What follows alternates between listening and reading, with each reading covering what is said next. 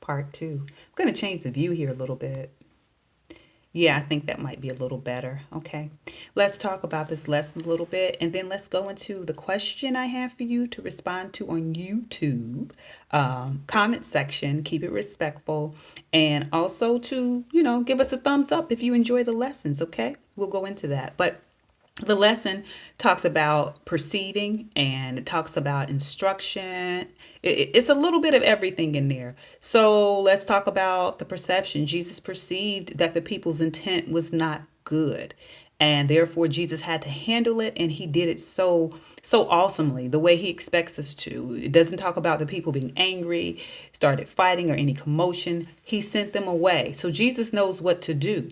And therefore, when we have the perception, the discernment is what we call it, of what Jesus wants us to have, we'll know how to handle ourselves in these different atmospheres.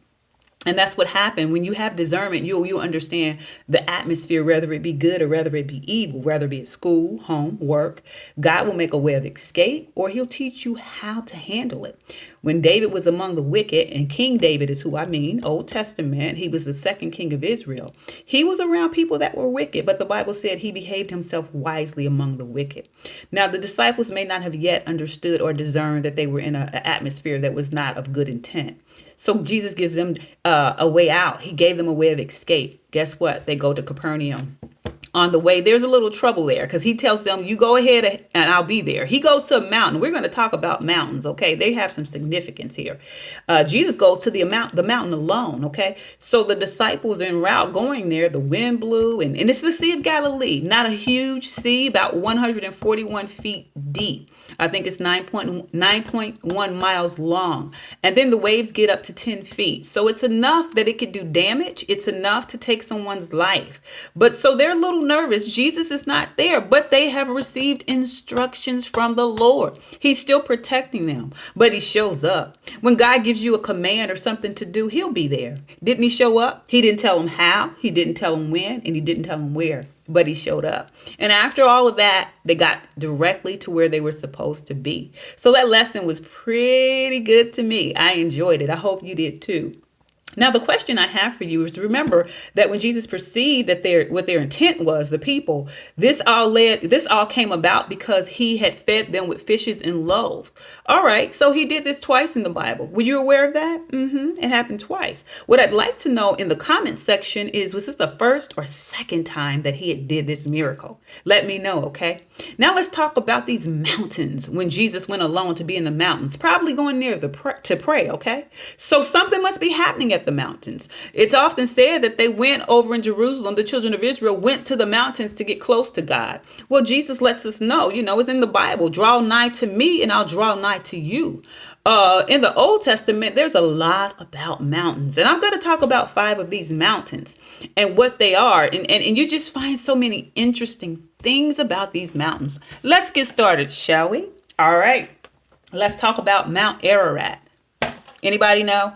That is the ark, okay? Noah's ark. That's where it landed, Mount Ararat, okay? Who told Noah to build the ark? God. So who, of course, could deliver deliver Noah out of the ark and have a place to land? God. Now, you know why I said Moses, because he's in here too, okay? Mount Moriah. Now, this one is where the patriarch Abraham was supposed to sacrifice Isaac. You say, what? Sacrifice Isaac? God believes in that? God was testing Abraham because Abraham longed for a son with Sarah, and it was Sarai at first. So God promised them a son, but they were old, up in age, like 90 and 100. How is this going to happen? But because God gave a promise, it had to happen. I'm excited. Sorry. Anyway, this happened. They conceived Isaac, and at the time, they were happy. And Isaac, his name, it means laughter. So can you imagine the joy? But then God tells Abraham one day, let's go up to the mountain. I want you to bring Isaac. You're going to sacrifice him. So the Bible lets us know that Abraham had drawn his hand and he was getting ready to bring it down to sacrifice Isaac. But the Bible called out, but the Lord called out from a bush, Abraham, stay your hand. And there was a ram in the bush. What is a ram? It's an animal, but what type of animal? Can you find that one out? So that mountain, that's where it happened. Mount Moriah.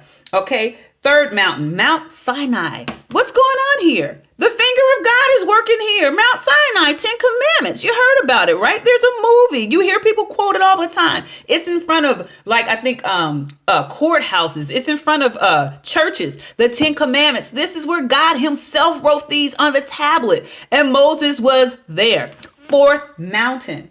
Mount Pisgah, or Mount Pisgah, Mount Nebo. This is where Moses saw the promised land. Moses, they called him the deliverer. You probably heard that expression. He led the children of Israel out of Egypt. They were supposed to go to a land of milk and honey. Unfortunately, Moses could not go. The reason being in the position he was in, more was expected of him. And unfortunately, in an area he did not follow through. So God said he could not go. But God was gracious to Moses and said, you can see the promised land. Okay. And it was at Mount Nebo or Mount Pisgah. Lastly, the fifth mountain we're going to talk about. You see how this pattern here where God is gracious, God is showing up?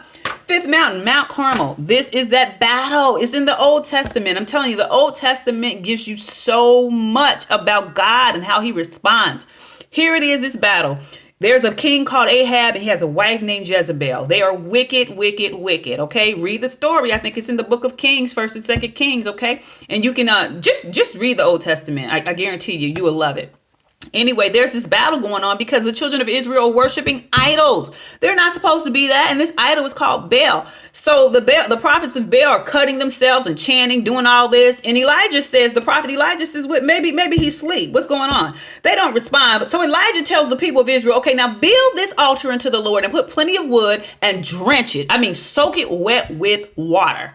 And so Elijah begins to call on the name of the Lord, and the Lord responds. And the Bible says that the Lord laps up the water. What is he doing? Lapping up the water. You know what he's doing? He's eagerly receiving it. That tells me God is showing off. He said, I want to show up. I want to show you out. I want to show out. So please know and please pay attention to the things of the Lord in these mountains. May the Lord add a blessing to your week. May your heart stay encouraged, and may you enjoy the benefits of the relationship with God. Take care.